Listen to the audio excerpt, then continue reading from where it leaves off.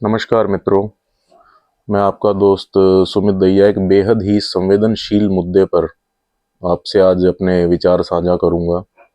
अभी हाल ही में रणदीप सुरजेवाला कांग्रेस के एक नेता हैं जिन्होंने बहुत ही भद्दा, रिपीट भी ना करने लायक ऐसा बयान आदरणीय हेमा मालिनी जी, जो वरिष्ठ कलाकार हैं, जिन्होंने अपने कला से लोहा मनवाया है, उन्होंने अपनी फील्ड में इतना काम किया है, वो धार्मिक आयोजनों में भी शामिल रहती हैं। रणदीप सुरजेवाला ने इतना अभद्र टिप्पणी एक कार्यक्रम में स्टेज से एक जनसभा में की है जिसको शायद रिपीट भी ना किया जा सके। इतनी अभद्र भाषा, इतनी अभद्र टिप्पणी की है। इससे कांग्रेस की मानसिकता जो है वो बिल्कुल साफ दिखाई देती है कि महिलाओं के लिए कांग्रेस की क्या मानसिकता है। रणदीप सुरजेवाला का मामला अकेला मामला नहीं है। उससे पहले राजस्थान में एक मंत्री ने, जो कि उस समय कांग्रेस की सरकार में रेप कैपिटल बन गया था राजस्थान, उस समय राजस्थान सरकार में कांग्रेस के एक मंत्री ने ये कहा था कि राजस्थान में बलात्कार इसलिए होते हैं क्योंकि ये मर्दों का स्टेट है। उन्होंने बलात्कार का बचाव किया था और उसे मर्दों का स्टेट डिक्लेयर किया था और उसका पैमाना बलात्कार था। उससे पहले इनके अलायंस पार्टनर जो हैं, और ख़ास तौर पे एक इनकी शैली है, ज़्यादातर मतलब ऐसे लोगों को, ऐसे मतलब सेलिब्रिटीज़ को टारगेट करते हैं। शायद कांग्रेस इस स्तर पे जा चुकी है कि उसे वो कहावत सार्थक लगती है कि नेगेटिव पब्लिसिटी भी एक तरह की पब्लिसिटी ही है। तो कांग्रेस शायद इस स्तर पे जा चुकी है जब उनकी न्याय यात्रा में कोई ख़ास तवज्जो नहीं दे रहा था, देश का राष्ट्रीय मीडिया या फिर जो पेपर मीडिया है वो भी उनको तवज्जो नहीं दे रहा था, तब उन्होंने अभद्र टिप्पणियां शुरू की महिलाओं के खिलाफ। उन्होंने, राहुल गांधी जी ने ऐश्वर्या राय को नाचने वाली कहा अपनी यात्रा के दौरान, न्याय यात्रा के दौरान। उन्होंने कहा हमें शक्ति से लड़ना है।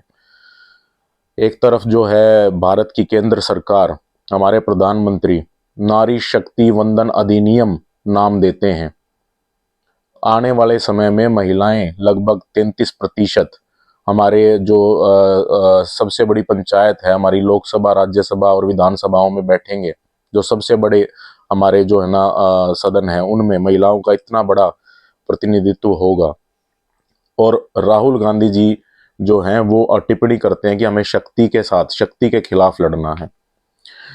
और जैसा कि मैं आपको बता रहा था, मुलायम सिंह जी ने कहा था कि लड़कों से गलती हो जाती है, जो कि इनके अलायंस पार्टनर है यूपी में। उन्होंने कहा था बलात्कार एक गलती है और लड़कों से गलती हो जाती है।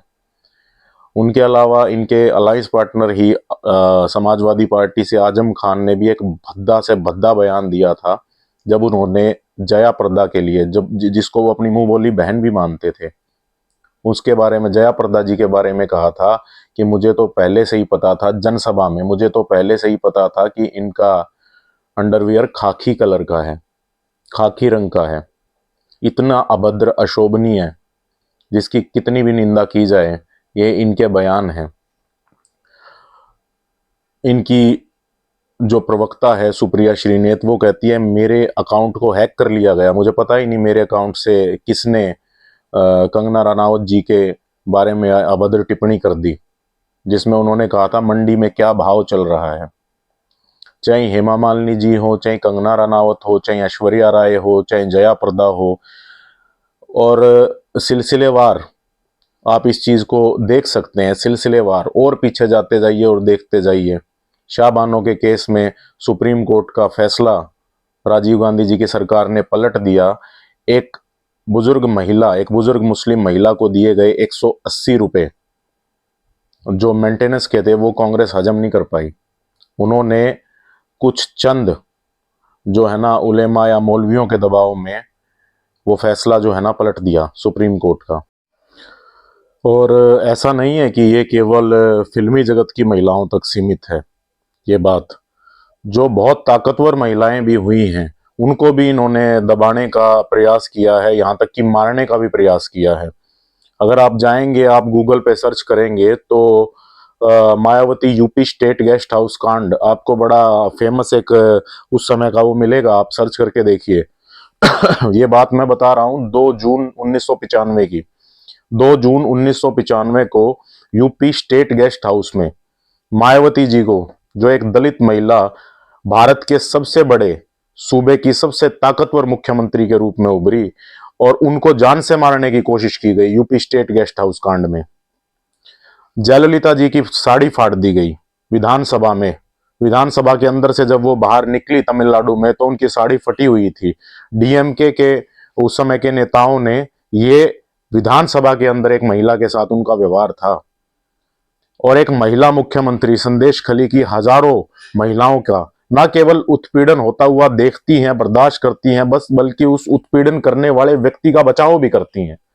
ये खाली ऐसा नहीं है कि ये फिल्मी जगत की या सामान्य महिलाओं पर टिप्पणी करते हैं, या ये मतलब जो है ना किसी विशेष वर्ग को वो करते हैं, बल्कि ये और इनके अलायंस पार्टनर, आप पीछे जाते जाइए और देखते जाइए, शुरू से इनकी मानसिकता महिला विरोधी रही है। जयललिता जी हो, मायावती जी हो, या संदेश खली की वो हजारों महिलाएं हो जिनके साथ उत्पीड़न किया गया, उसमें बिल्कुल मौन साध रखा था बंगाल की मुख्यमंत्री ममता बनर्जी जी ने। मैं आपको ये चीज इसलिए बता रहा हूं कि आप इस चीज को समझे कि ये खाली अपमान कोई हिमाचल की बेटी का या किसी सेलिब्रिटी का या मतलब जो है ना किसी विशेष उसका नहीं करते। इनकी सिलसिलेवार तौर पे मानसिकता है। सुरजेवाला ने तो जनता को दानव तक कहा है। जो जनता भारतीय जनता पार्टी को वोट करती है वो दानव है, ये सुरजेवाला का बयान है। ये लोग अपना मानसिक संतुलन जो है ना खो चुके हैं, क्योंकि इनको ये समझते थे कि ये स्वाभाविक रूप से सत्ता पक्ष की पार्टी है, इनको विपक्ष में कभी बैठना नहीं पड़ेगा, ये विपक्ष में बैठने के आदी नहीं है। ये खुद को स्वाभाविक रूप से मानते थे कि ये आजीवन राज करने के लिए बने हैं। शक्ति के बारे में, सेलिब्रिटीज के बारे में इनके ये बयान है। वहीं दूसरी तरफ अगर आप देखें, नारी शक्ति वंदन अधिनियम के माध्यम से यह सुनिश्चित किया गया है केंद्र सरकार के द्वारा कि महिलाएं इतनी बड़ी मात्रा में आगे आने वाले समय में सदन में बैठेंगी, प्रतिनिधित्व करेंगी अपने क्षेत्र का, अपनी कॉन्स्टिट्यूएंसी का। उसके अलावा लगभग 10 करोड़ महिलाओं को उज्ज्वला योजना के माध्यम से धुएं से मुक्ति मिली है। 10 करोड़ से ऊपर यह आंकड़ा जा चुका है इस समय। उसके अलावा जनधन योजनाओं में भी आधे खाते महिलाओं के खोले गए हैं। इज्जत घर के माध्यम से जो शौचालय बनाए गए हैं, जिन्हें इज्जत घर नाम दिया गया है, वो भी जो संख्या है वो लगभग करोड़ों में जा चुकी है। और इसके अलावा अगर आप देखें तो अनेकों एक काम ऐसे हैं, लाडली बहना, ड्रोन दीदी, लखपति दीदी, जो इतने लार्ज स्केल पे महिलाओं के लिए सरकार के द्वारा किए गए काम हैं, जो पॉपुलर हुए हैं, जिनको संयुक्त राष्ट्र ने सराहा है। ऐसी ऐसी योजनाएं जो केंद्र सरकार लेकर आई है। एक तरफ केंद्र सरकार है जो महिलाओं को एम्पावर करने के लिए उन्हें मुद्रा योजना के माध्यम से, लाडली दीदी के माध्यम से, लखपति दीदी के माध्यम से, लाडली बहना योजना, लखपति दीदी, ड्रोन दीदी के माध्यम से एम्पावर करने का प्रयास कर रही है। दूसरी तरफ ये हताशा में डूबे हुए लोग हैं जो न केवल महिलाओं को, धर्म को गालियां दे रहे हैं, सनातन धर्म को गालियां दे रहे हैं। वाराणसी में राहुल गांधी ने युवाओं को शराबी कहा था, महिलाओं को मतलब जो है ना भद्दे तरीके से मतलब जो है ना ट्रीट कर रहे हैं। इसके खिलाफ हरियाणा राज्य महिला आयोग ने भी नोटिस लिया है और उन्होंने सुरजेवाला को नोटिस दिया है। तो हालांकि उन्होंने अपनी सफाई भी पेश की जब इस पे विवाद बहुत बड़ा हो गया कि वो बहुत इज्जत और रिस्पेक्ट करते हैं हेमा मालिनी जी की, लेकिन क्योंकि वो तीर छोड़ चुके थे और उन्हें पता था कि ये सीधे तरीके से महिलाओं की अस्मिता पर हमला है और इसका जवाब उन्हें हर तरीके से मिलेगा। 3 तलाक इतना मतलब महिलाओं के लिए, मुस्लिम महिलाओं के लिए 3 तलाक एक तरीके से जहर के घूंट पीने से कम नहीं था।